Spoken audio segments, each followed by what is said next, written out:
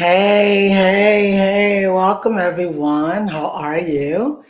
This is your very own Rashida Omolade Sule, and I'm so excited. How's everybody doing? Welcome to the secret to your financial breakthrough, which is also called the secret of getting rich.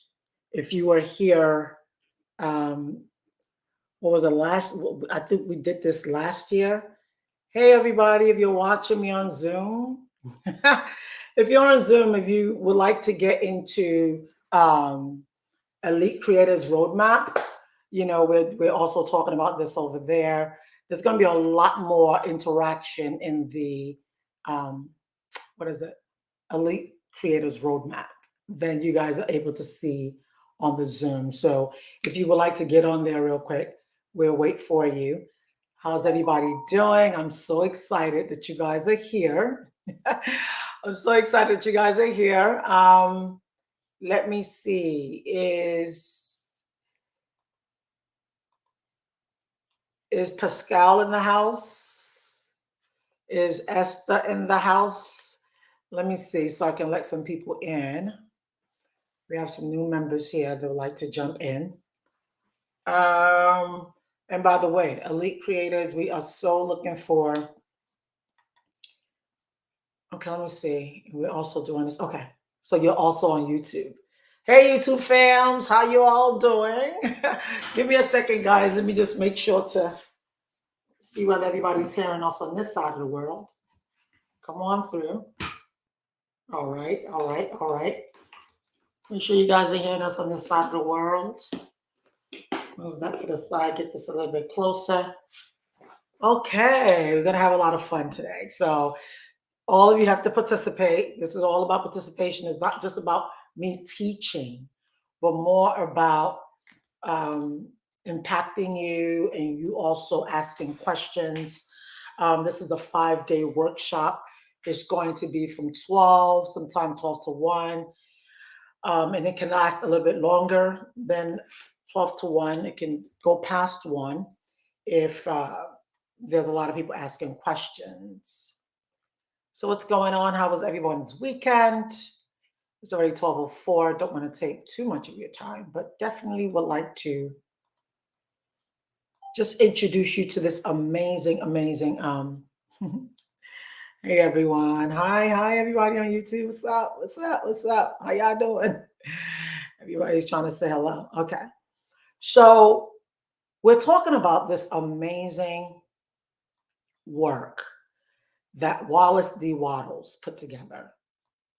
And the book is called The Science of Getting Rich. I'm not asking you to go and get the book. You can get the book if you would like. You can get the book if you would like. It's called The Science of Getting Rich. Yeah. And the key principle of this book, the key principle is the power of thought. When you're in this book, you're learning the power of thought, the law of attraction. I know many of you guys are hearing law of attraction here, there, and everywhere. And many of you as a Christian, many of you as a Christian are like, is that biblical? Are we able to attract? Yeah, it's biblical.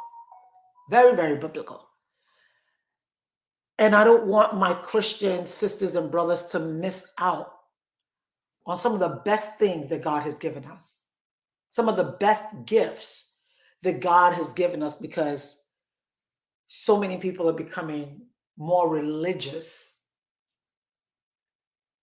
than trying to find out whether this stuff is a part of God's creation for us. So the key principles of this book is the power of thought, the law of attraction, and the creative process. The creative process. It also talks about the concept of thinking in a certain way and how it relates to you being successful. Thinking in a certain way and how it relates to you being successful. Can I tell you something? Can I really be real with you? You were not created here. You were not born into earth in order to just go through the grind. These days, we're seeing so many people getting more sick. Relationships are not working. It's at its all-time high of divorce. Depression, it at its all-time high. Depression at its all-time high.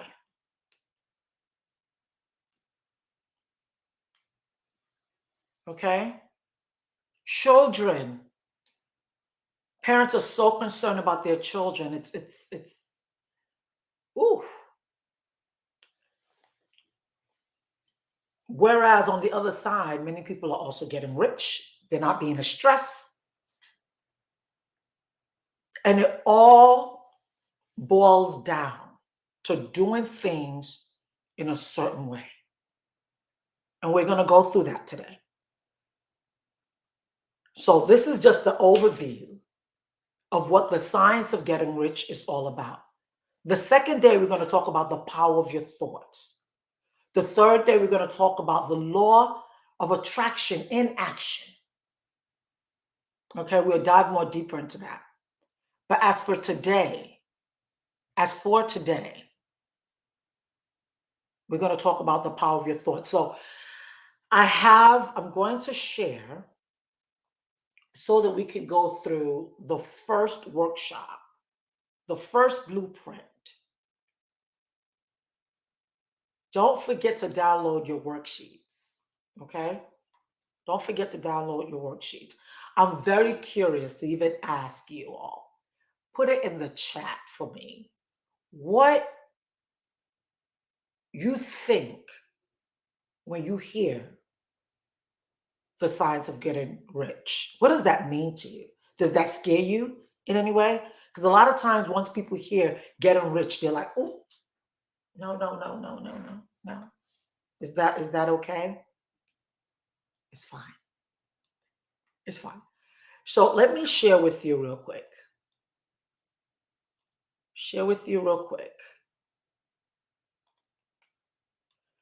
What the science of getting rich is all about. So we're going to go through this. I mean, you can call this a reading, you can call this, but I would rather we read this together so that you can better understand than for me just to tell you a whole bunch of stuff and you're like, Rashida, you're saying this, but how do we really know? So this is what the worksheet looks like. I'm going to make it a little bit bigger. So that's why I'm saying if you're on Zoom, you probably want to head on to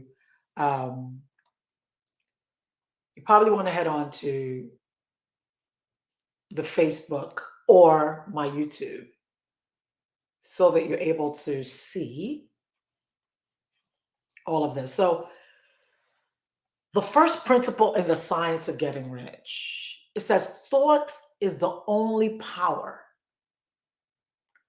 Thought is the only power that can produce tangible riches from the formless substance.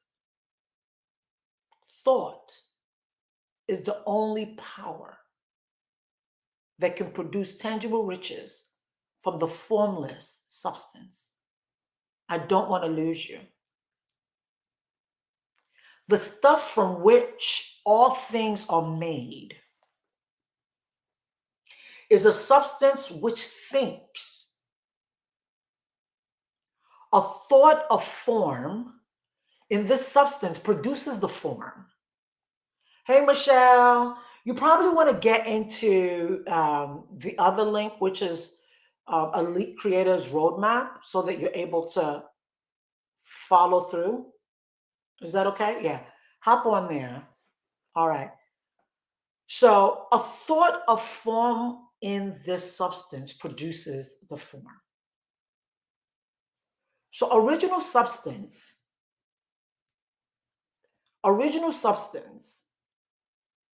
moves according to its thoughts.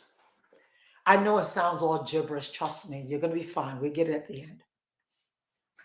We get it at the end. I'm just trying to let these people in on this side. Original substance moves according to its thoughts. Original substance move according to its thoughts. Every form and process you see in nature is the visible expression of a thought in the original substance. In the original substance. I don't know if you're understanding what I'm saying. Okay? As it thinks of a form, it takes that form. Is somebody hearing me? As it thinks of a form, it takes on that form. As it thinks of a form, it takes on that form. Now, we're going to be a little bit more interactive. So if you are on, which I know many of you are, because this is not yet a replay, what do you understand by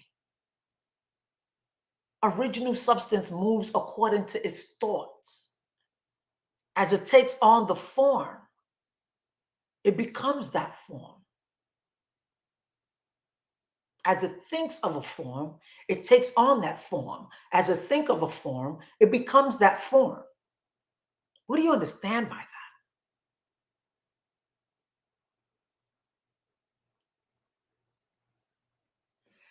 That is the way all things were created. That's the way that all things were created. That's the way that all things were created. Everything that you see today was created through a formless substance. What do you think is that formless substance? Because I need to take you from the foundation. I need to take you from Genesis. Because I need you to understand that who you are is more powerful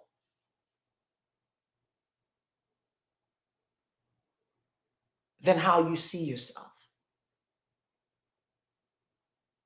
You are not this person who is powerless. You are powerful. You are powerful. And whatever you think of,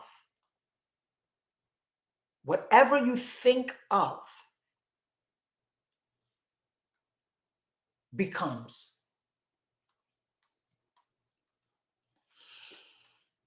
I'm going to run through this quickly so that we can have a discussion on it later. Okay, let me see this. Lower this a little bit. So we live in a thought world. And this world is a part of a thought universe. We live in a thought world. And this world is a part of a thought universe. The original thought of a moving universe first extended throughout the formless substance. The thinking stuff resulting from that thought took the form of systems, of planets, and continues to maintain that form. Thinking substance takes the form of its thought and moves according to the thought. I hope someone is hearing me. But if you're not understanding, please let me know. But it will be broken down though. The original thought of a moving universe first extended throughout the formless substance. The thinking stuff resulting from that thought took the form of systems of planets and continues to maintain that form. Thinking substance takes the form of its thought and moves according to the thought, holding the idea of a circling system of suns and worlds. It took the form of these bodies and move them accordingly. Although centuries may be required to do the work by thinking the form of a slow growing tree, the formless substance produces the tree.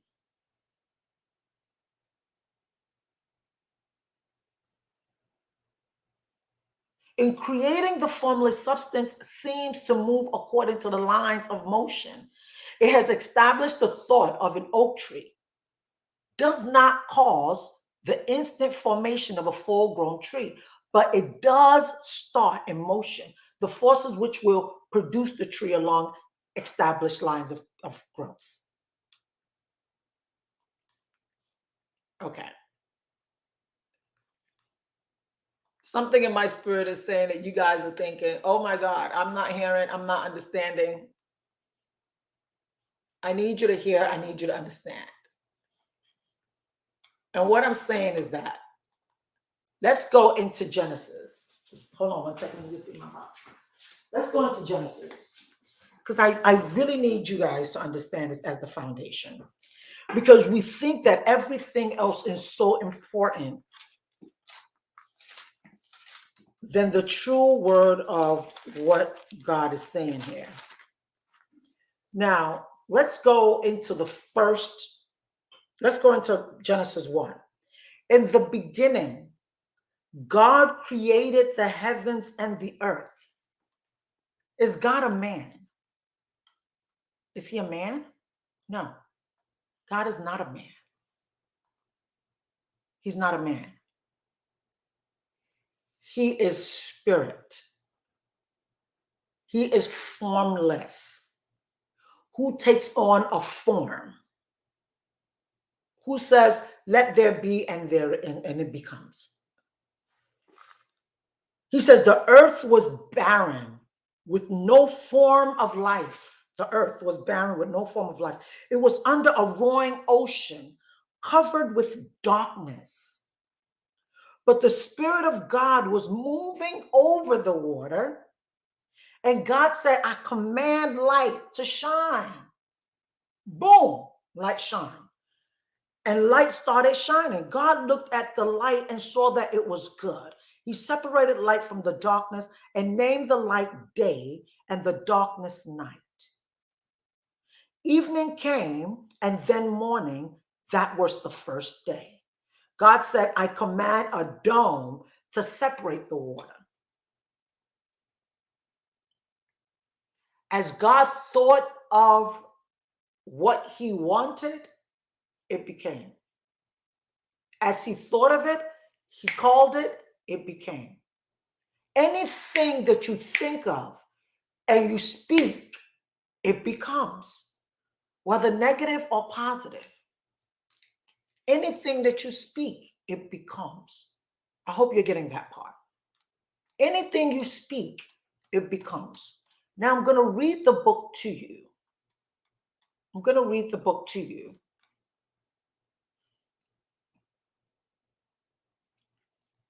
I'm going to tell you what some of our amazing people have said. I'm going to stop that screen sharing and I'm going to share something else, which is another one.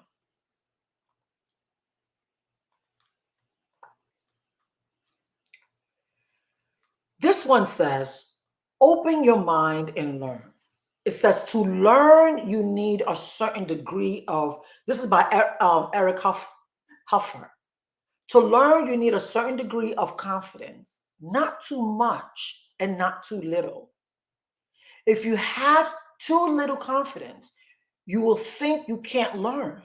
If you have too much, you will think you don't have to learn.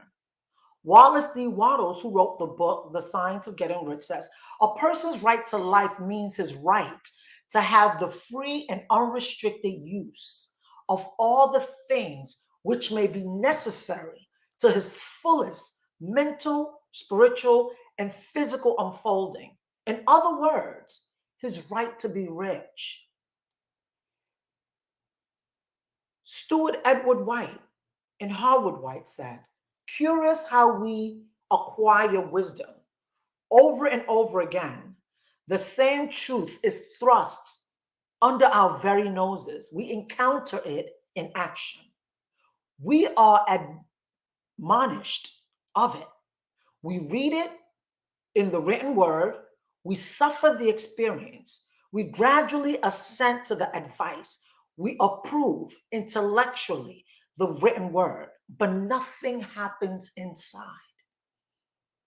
Then one day, some trivial experience, a word, or encounter stops us short. A gleam of illumination penetrates the depth of our consciousness. We see, usually it is but a glimpse, but on rare occasions, a brilliant flash reveals truth fully formed, and we marvel that this understanding has escaped us so long. This understanding has escaped us so long. Now I'm going to get into the story of whatever may have been said in praise of poverty.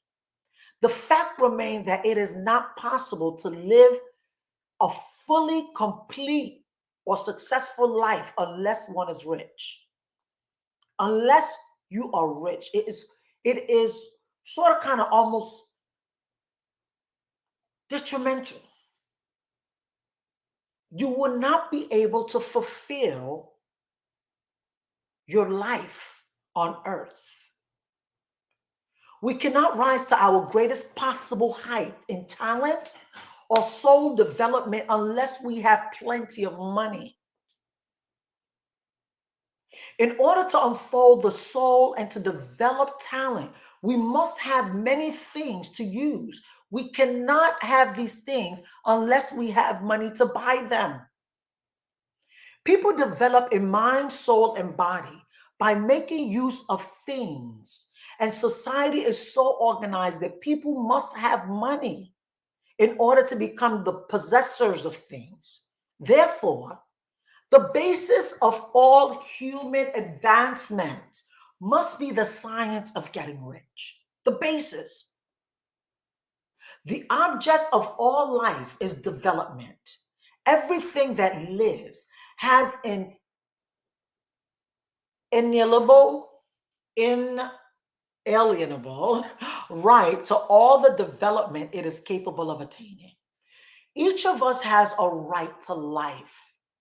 Each of us. No one is better than the other. Each of us have a right to life.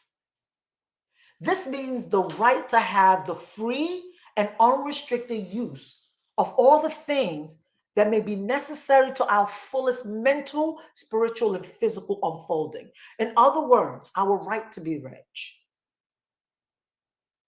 So we're going to speak of riches in a figurative way. To be really rich does not mean to be satisfied or contented with a little. Rich does not mean to be satisfied or content with a little. You ought not to be satisfied with a little if you are capable of using and enjoying more. The purpose of nature is the advancement and development of life. Are you developing? Are you advancing? Every individual should have all that can be contributed to the power, elegance, beauty, and richness of life.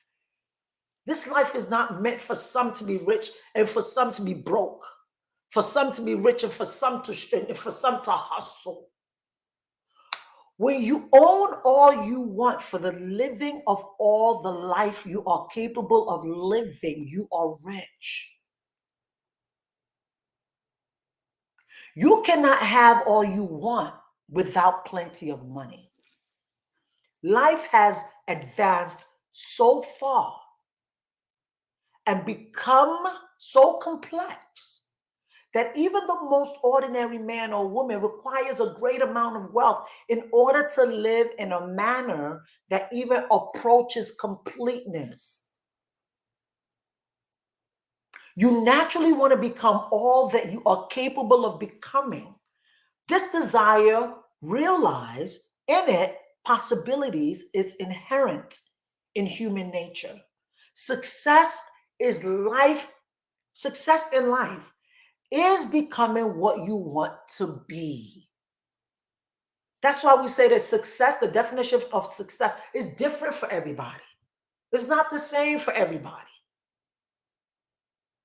But the currency that is spent on earth is needed for you to exchange for what you desire. Success in life is becoming what you want to be. So the question is, what do you want to be? What do you desire to be? Who do you desire to be? You can become what you want to be only by making use of things. And you can have the free use of things only as you become rich enough to buy them. Only as you become rich enough to buy them. Therefore, an understanding of the laws of the universe and the science of getting rich is the most essential of all knowledge. There is nothing wrong in wanting to get rich, my fellow people. There's nothing wrong.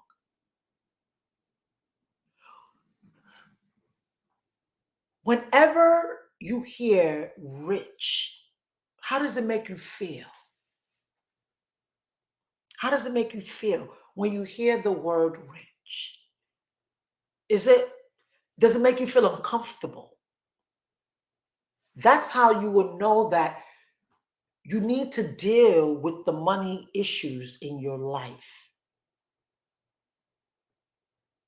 When you hear riches, if it makes you feel uncomfortable, that means that there's something that's blocking money from coming to you.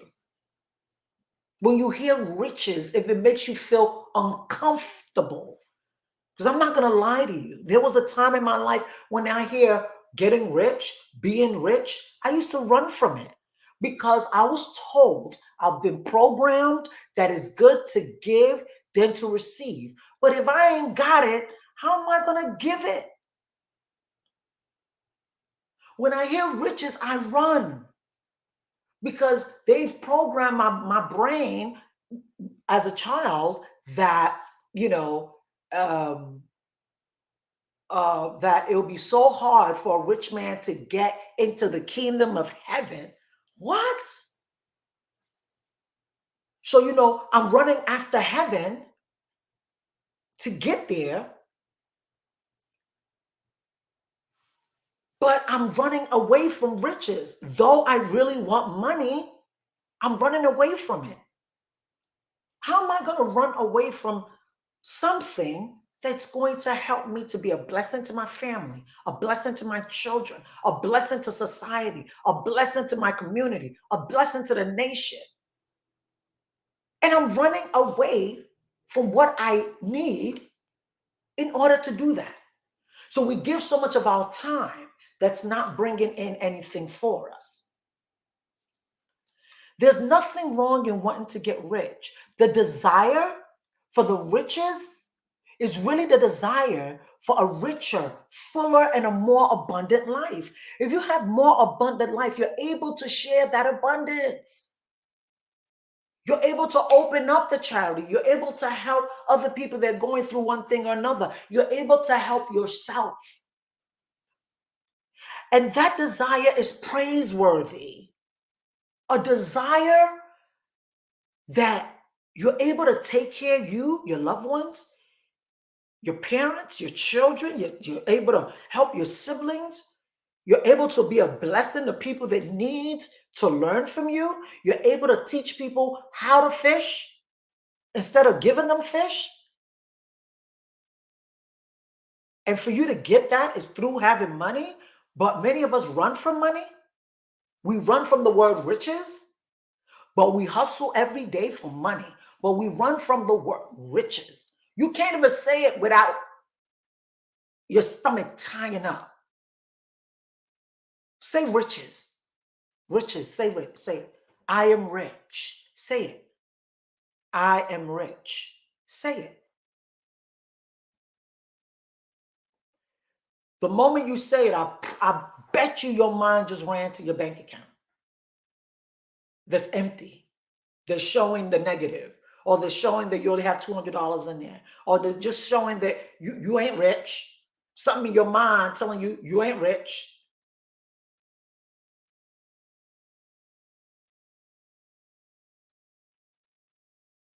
You're rich. You have to be able to break that um, that thing, that yourself that's telling your subconscious that's telling you that you're not rich, because you are. Because you keep looking at the physical of the things rather than looking at the spiritual. But let's continue. You'll learn.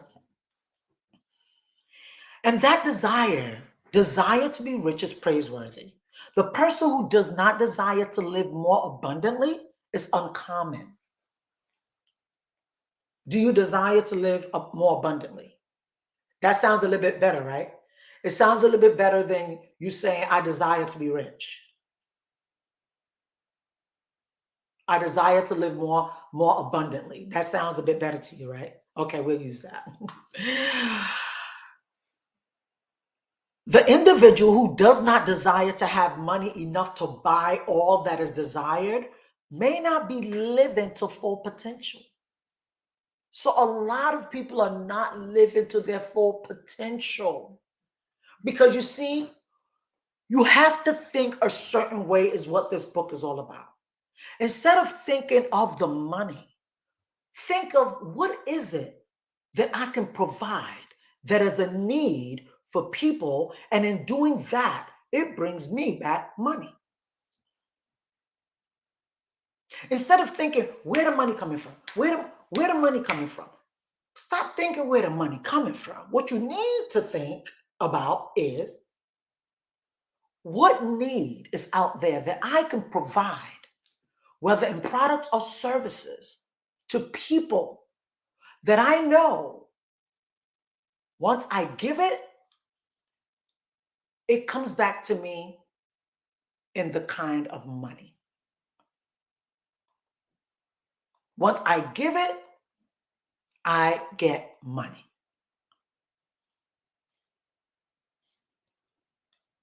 That's why it says we must think in a certain way. Money is everywhere. But the reason why you're not getting it, you're blocking it. Because you can't even say out of your mouth, I'm rich. I'm living in abundance. Even if what you see with your naked eyes doesn't seem that way, you have to speak that stuff into existence. There are three motives of which we live. We live for the body, the mind, and the soul. We live for the body, the mind, and the soul. No one of these is better or holier than the other. Growing up as a PK, growing up, they always say, don't feed the flesh, feed the spirit. So I used to always, stay prayed up. Everything is prayer, prayer. Everything is fasting, fasting, all of that good stuff. And it's fantastic. But when you're not taking care of your body, exercising, eating well, making sure that the spirit don't have to drag the body, and then the body gives up by dying on you, getting diseased. If your spirit is high, but your body is tired, where you going? What you doing? Eventually, the spirit will leave the body because this body is no longer good to be used. So we live for the body, the mind, and the soul. No one of this is better or holier than the other. Each is desirable, and neither body, mind, nor soul can live fully if one of the others is cut short of full life and expression. It is not right or noble to live only for the soul and deny mind or body. It is wrong to live for the intellect and deny the body and the soul. How do you live for intellect? I'm only studying, I'm getting my bachelor's, I'm getting my master's, I'm getting my PhD, but you leave everything else. All you are striving for is just reading, collecting knowledge, collecting knowledge, collecting knowledge. That's all you're living for. We are all acquainted with the loathsome consequences of living for the body and denying both mind and soul. We see that real life means the complete expression of all that a person can give forth through body, mind, and soul. We cannot be really happy or satisfied unless our bodies are living fully in every function, and unless the same is true of our mind and our soul. So when somebody tell you, don't feed the flesh, that's as far as their knowledge goes.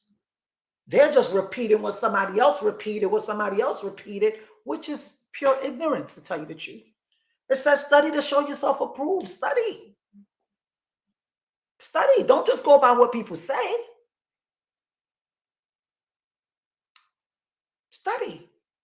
We cannot be really happy or satisfied unless our bodies are living fully in every function, and unless the same is true of our mind and our soul. Wherever there is an unexpressed possibility or an unperformed function, there is an unsatisfied desire. Unsatisfied desire. You can be as smart as a bullet. You're so smart. You're so smart. And you know you're supposed to take care of your body, but you're not taking care of it. You know you're supposed to take care of your spirit, man, but you're not taking care of it. But you're so smart. Where's that going to get you? I know so many people who they are so brilliant. They have so much knowledge, and they're broke as a joke. And they think what they know, what all the accolades behind their name is going to get them somewhere. They got a real quick wake-up call after they got the degree, PhD. I'm now a doctor. Okay, then what? Then what? Where we going with it? We have people, we have children that may not even, they didn't even finish, they didn't even get into college, that are making more money than PhD holders. So it's not about that. This is saying take care of all three. A person cannot live fully embodied without good food. Good food, comfortable clothing, warm shelter, and freedom from excessive toil, hustling. Stop hustling. I'm going to eventually this week talk about some things that you can do without the hustle. Rest and recreation are also necessary to one's physical body. What's the point of hustling? And then by the time you actually get to relaxing, you're too sick. All the money you made, now you got to use that to take care of the hustle body because they can't hustle no more. A person cannot live fully in mind without books and time to study them, without opportunity for travel and observation, or without intellectual companionship. You can't live fully in the body without good food, clothing, shelter, and freedom. And you cannot live fully in mind without books, time to study them, without opportunity to travel. Did y'all hear that? I know people who ain't even got passports to go. They don't go nowhere. They don't know past what they know. This is it. Gotta travel. Travel is also a part of education. Okay? To live fully in mind, one must have intellectual recreations and must be surrounded by all objects of art and beauty one is capable of using and appreciating. That's why you see some people are artists. Some people love art. I love it. It takes me away when I see an amazing art. I get lost in it. It says to live beautifully. To live fully in soul, an individual must have love. And the expression of love is often frustrated by poverty. Did you get that? Expression of love. is often frustrated by poverty. Marriages are going bonkers right now because men are very logical. Women, we are hopers. Keep hoping. Hope keeps us alive. Hope keeps us alive. Hope, hope, hope, hope that it's on its way. We're almost there. We're almost there. It's gonna happen for us. We gonna make this is gonna happen. A man is already calculating 1 plus 2 ain't making is not making 1 plus 1 is not making 2 to me. So what we doing? We have to stop thinking that way. Our highest happiness is found in the bestowal of benefits on those we love. Love finds its most natural and spontaneous expression in giving. When we have nothing to give, we cannot fill the place as a spouse or a parent, as a citizen, or as a human being. It is in the use of material things that a person finds full life for one's body, develops the mind, and unfolds the soul. It is therefore of supreme importance to be rich. It is therefore of supreme importance to be rich. It is perfectly right that you should desire to be rich. If you are a normal man or woman, you cannot help doing so. It is perfectly right that you should give your best attention to the science of getting rich because it is the noblest and most necessary of all studies. If you neglect this study, you are derelict in your duty to yourself, to God, and to humanity. You can render God and humanity no greater service than to make the most of yourself. This is what the science of getting rich is all about. When you make the most of yourself, you're able to give of yourself. But when you don't have it, I know many of you are like, so Rashida, how are we going to get this? It doesn't work that way. You have to take it easy. Because in the rush, you're going to miss some things. I want you to know that God wants you to be rich. He desires for you to be rich. He wants you to tap into the abundance that He's already given to you. But you got to think a certain way. You have to think in a certain way. So the first question is, explain how the rich of life includes the right to be rich.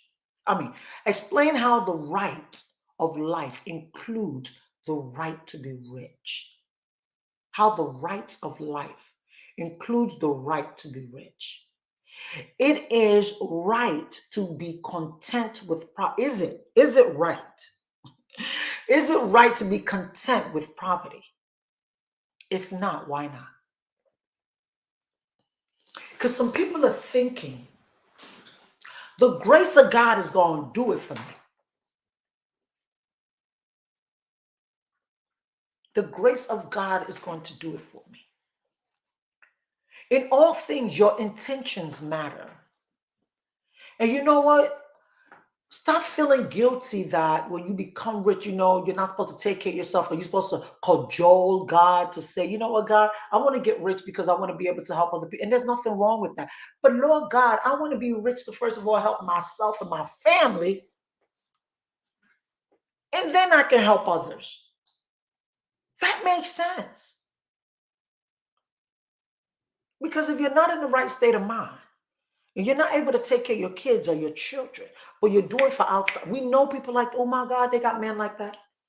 Y'all know I've been a marriage coach for a long time. They got some men that they will spend on people outside. They would give to the children out, somebody else's kids, somebody else is going through stuff, and they would not for their wife and their children.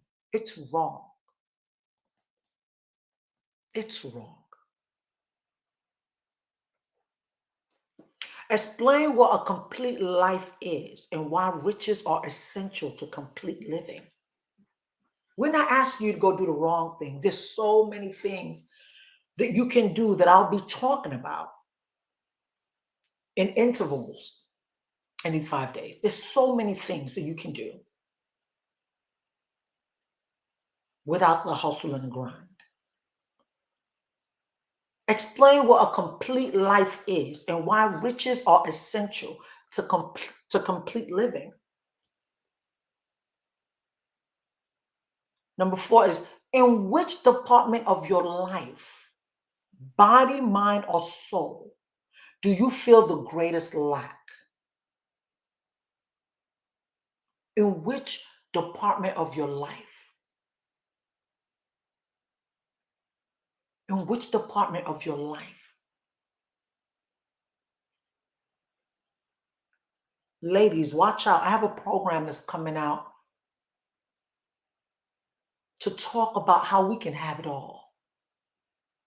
Who says we cannot have it all?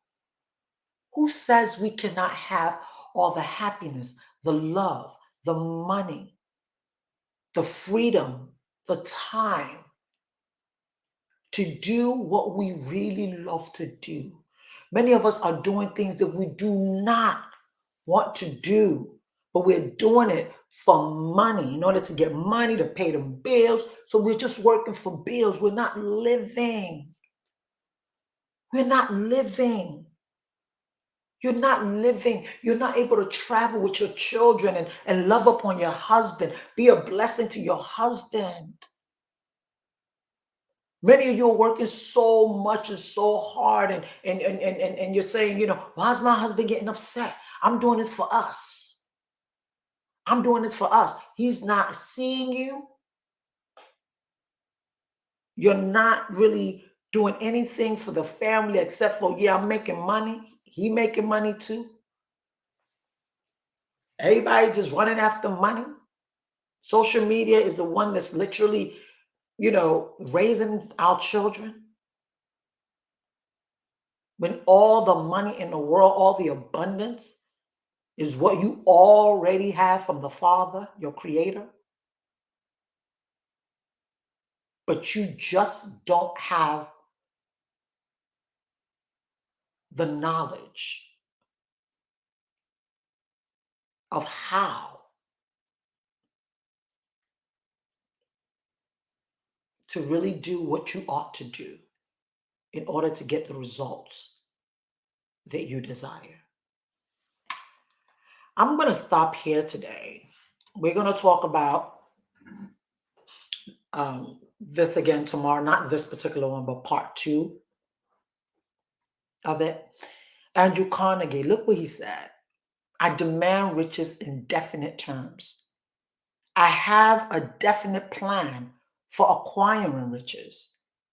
I am engaged in carrying out my plan, and I am giving an equivalent and useful service of the value of those riches that I demand. This is what Andrew Carnegie told Napoleon Hill. You have something that you want to do for the world, and you need money to do it. You don't wait for the money. You get into doing that thing that you want to do for the world, and I promise you the money will come. It's spiritual. When you read this, after reading this chapter and seriously thinking about its content, write down in your own words how you have always felt about money and how you now feel about money. The exercises will assist you in altering your program with respect to money. The way we are programmed when it comes to money is what's keeping many people bound. How were you raised to think about money? This week, we are working on your money paradigm. Some people are so stuck, so into this money paradigm that they do not understand. They really do not understand that their thought about money is keeping them stagnant. is not allowing ideas to come to you. Whatever you don't love, it don't come around you. My Christians will say, oh, the love of money is the root of evil.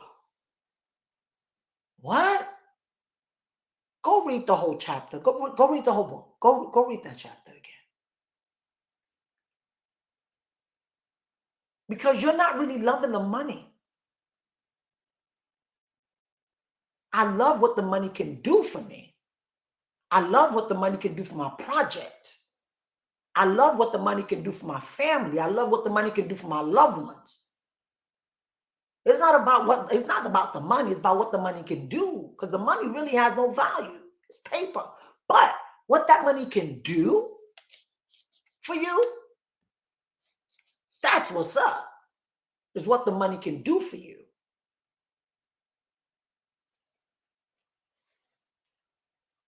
It's what the money can do for you.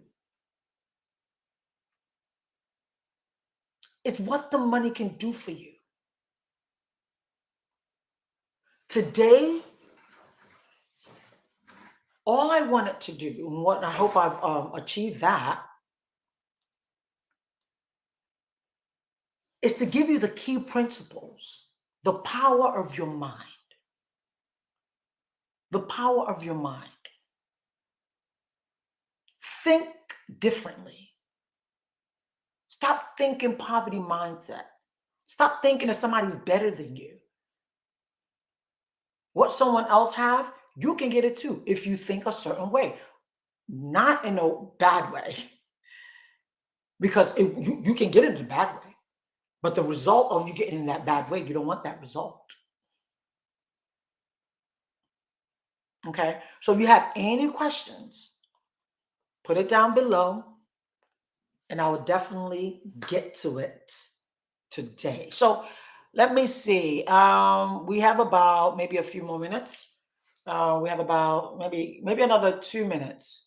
I can answer some questions if anyone has questions. Oh, hey, Dorothy, how are you?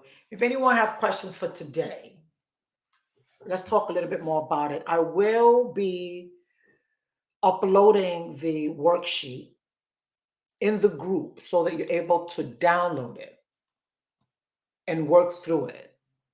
Because I'm telling you, where you are right now has been what you've been taught, has been what you've been seeing, the environment that you're in.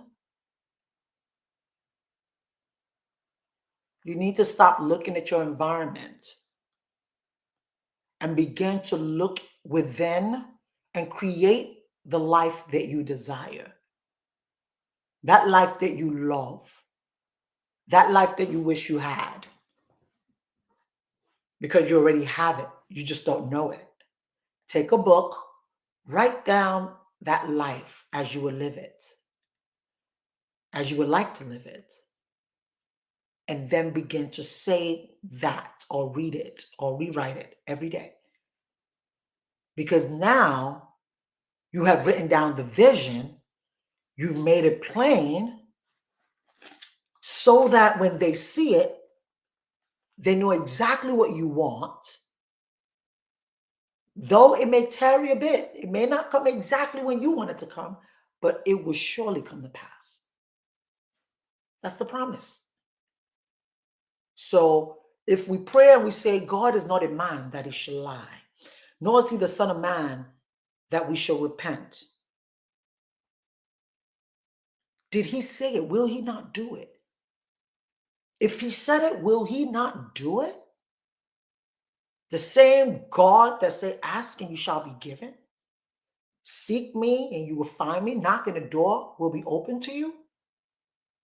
The same God that says, you human beings who are not even good people, you know how to give good gifts to your own children. And you think me, God, your creator who created all things, cannot give you gifts? There's nothing that we have or we're using in this earth that is not owned by God, that was not created by formless. How was it created by formless? As an architect, you want to build a house. Do you just get up and call the contractors, call everybody, oh yeah, let's start building? When the contractor asks, Oga, what are we building? We're building a house. And what type of house, sir? We are just building a house. Is that possible? The foundation for a one-story house is different from a foundation of a 30-story house. So the architect will first see the house in his mind, then take a pen to paper, begin to draw the house. Where are the rooms? Where are the bathrooms? Where are the elevators? Where's put everything down so that the other people may see it and see exactly what are we to build. And once they see it, everybody will begin to pick their own. The person that will do the plumbing will do the plumbing. The person that will do sheetrock will do sheetrock. The person that will, everybody will begin to get their own, and everybody know exactly what to do. But you first have to take it from here and put it down on paper. The same thing goes for the orchestration of your life. Same thing. You as the person, first have to see it here. What type of life do you want? What type of life do you desire? First see it. When you see it, write it down completely. You are married to what type of man? Write the list. You have how many children? Write their names. You are living where? What bedroom? How many bedroom house? How many cars do you have? How much money do you have? Do you have charities that you are paying into? What are you doing? What is it? Write it down. Because if you don't see it, nobody else will see it. Holy Spirit will not see it. Even God doesn't see it if you do not see it. These things don't just fall on your lap. It doesn't fall. What are you asking for? You know where it says, you ask not, you have not because you've asked not. Because you're asking amiss. God, I want money. Father, give me money. And when you see 1 naira, or you see 1 penny on the floor, or you see 100 naira on the floor, that is money. Is that what you want? 100 naira? Be clear of what you desire. Be clear of what you desire. Make sure it's something that makes you very happy. All right. So that's going to be it for today. Like I said, I'm going to upload the worksheet. Work on it. When you work on it, I'm telling you, it's going to do something inside of you and change your life. Stop telling yourself a story that God did not ordain for your life. What you are saying every single day is a seed that you are planting in your future. When you begin to see that you are planting that I don't have into your future. It's going to continue. If you continue to think of your past, you're thinking of your past and you're bringing it into your future again. Don't do that. We figured some stuff out that we were not told, that we were not taught, and it was for a reason. Now it's time for you to know the truth.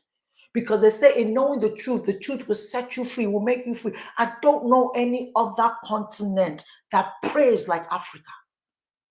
And yet Africa is almost like the poorest. Are you kidding me? I have not seen. I'm yet to hear that there's another continent that prays more than Africa. If you get to Nigeria, every corner is prayer, fasting. Every corner. And yet poverty is just flowing like. What does that have to say to you? What does that have to say? So we have to begin to think a certain way. What I gain, I'm already doing my job. My job is to educate you. My job is to get you from point A to where you want to be and to show you how to get there effortlessly. That's my job. Who pays me? God. I give people what they need. I get what I need. Some people will not tell you the truth. I can't withhold the truth from you. Because if it's working for me, I'm the type of person that, I want all my friends and I to be rich. So we could all travel together, do things together, put our children in beautiful schools together. That's the beauty of this life. It's not I'm rich, they're poor. What do I gain from I'm rich, they're poor? What do I gain? So I'm going to continue to educate. I'm going to continue to teach you. I'm going to have master classes. Join these master classes. Look for your life to change. Begin to think in a certain way. Begin to journal. They didn't teach us these things. They don't want us to know. Now we know. Let's begin to do it. I've used it. I've done it. It's worked. That's why I'm telling you to do it. So I'm going to holler at you guys tomorrow. We're going to do this the same time tomorrow. I hope you're all having fun. I hope you're learning. I'm praying that you're going to get this so that your life could change. The joy that I get is for you guys to come and say, Rashida, oh my goodness, my life has not been the same. And then you now pass that on to someone else. That's the joy of it all. Yeah, that's the joy of it all. Thank you so much. And I look forward to seeing you all tomorrow. Take care. Any questions? I asked if anyone has questions. If you have questions, put in the chat or, write them down and we'll talk about them tomorrow. So if you come early, we'll first do the questions first and then we'll get back into the lessons. Okay. Take care. God bless you. Bye-bye.